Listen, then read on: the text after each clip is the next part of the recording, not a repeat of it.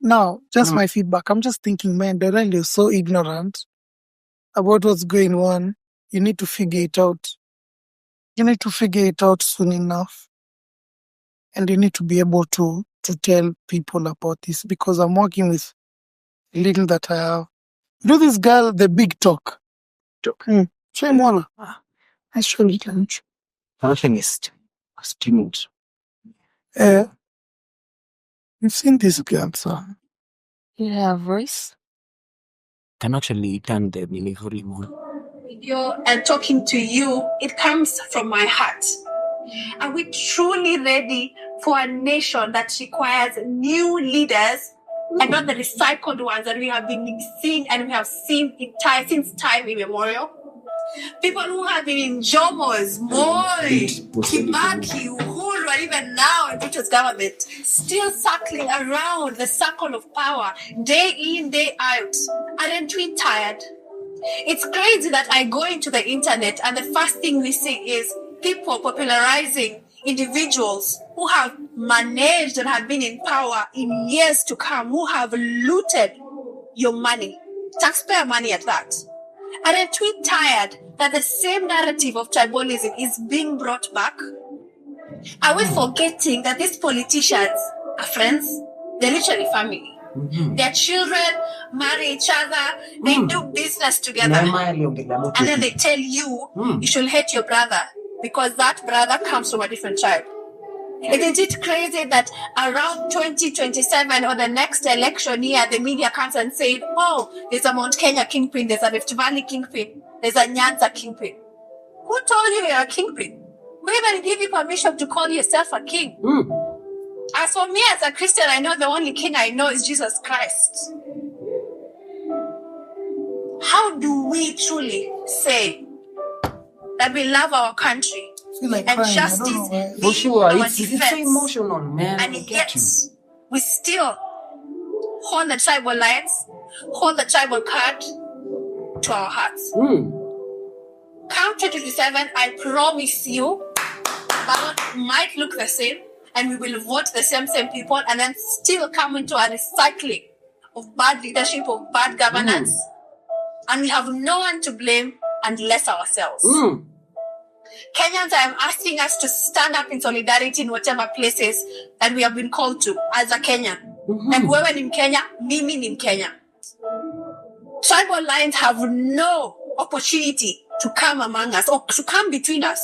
And that is the line that they will use over and over and over again. Why are you hating your Luo brother?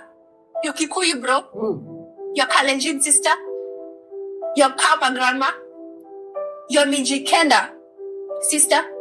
How is that even normal? That we live in peace day in, day out. But just when it comes to politics, tribes come in. Hatujachoka for real. Hatujachoka. Do we want what happened in 2007, 2008 to come back again? Because those are the lines that people played with. Wakenya wenzangu. Let's be serious with the things that we want to be serious with. We want this nation to have better government. We want this nation to be better for every single person, every single child, and the future generation that is coming. How dare we still be in the tribal lines and hold the tribal card juu na kusema mimi ni kutoka hii region? How dare we? Let's think about that. Mimi ni Mkenya, wewe ni Mkenya, sisi sote ni wa Kenya, na Kenya hii mzima ya kila Mkenya. Kila Mkenya. Asanteni. Thank you. God. You've never seen it? I've never seen her. So, is it tribal lines? Right. But because if you think about it, like Kenyan politics has been tribal since independence. There's another one you want to listen. Ask Lisa.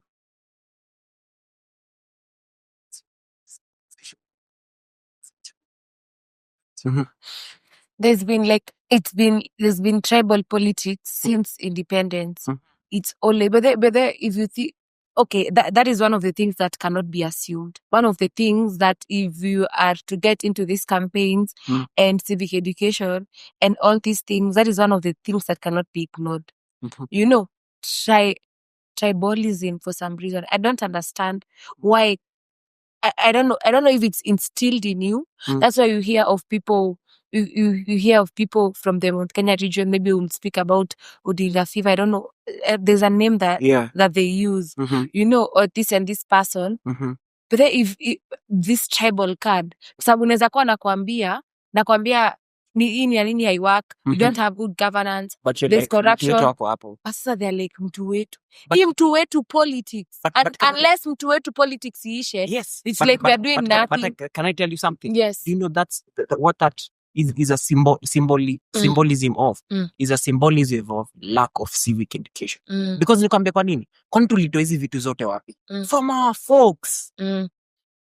I agree. Sijui kila make sense. It was up until we were brought to civic education to understand the repercussion of someone making bad decisions on behalf of you and those decisions ending up affecting you, that you are like, no, not tribalism. Why did we gather for the finance bill?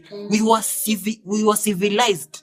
We were educated to understand that at this very moment, it was never a matter of our president being part of your tribe. It was never a matter of Musalia Mudavadi being part of your tribe. It was a matter of they're making decisions that are affecting us to the very core, to the point whereby there are no jobs in Kenya, to the very point whereby they're actually going on ahead. They wanted to go on ahead and start taxation on what is it called?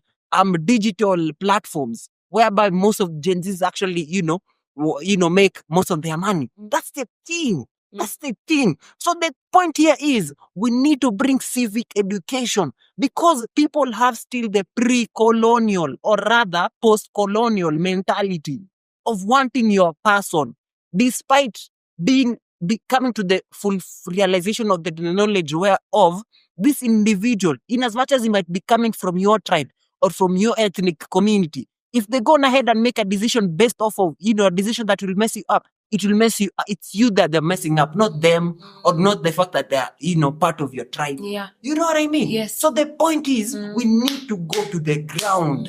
Like, tuna need kutoka kwa illusion, man. Tuna need campaigns. Lucy tuko na pesa. Nikwambie kwa nini? Niambie, if a million youths watoe 10 bob. Unajua ni pesa ngapi? 10 million. Sawa. Tuamue hii 10 million, tutumie hii 10 million ya civic education to print pamphlet. People who are accountable, Gen Zs who are accountable, wasimame. Wakuja waseme, mi bede I'm accountable and I want to pitisha injili vizuri. Tuseme hii 10 million. Tuseme hii 10 million, tunafanya nini? Tunataka kwenda kwa ground. We print pamphlet. Ni nini ingine tunahitaji as t-shirts? Print hapo. Ni nini ingine tunahitaji ku reach out? Newsletters. Let's come up with newsletters. Let's write these newsletters in our local languages. There's a Luo dialect newsletter. There's a Kikuyu dialect newsletter. Let's all unite Kenyans.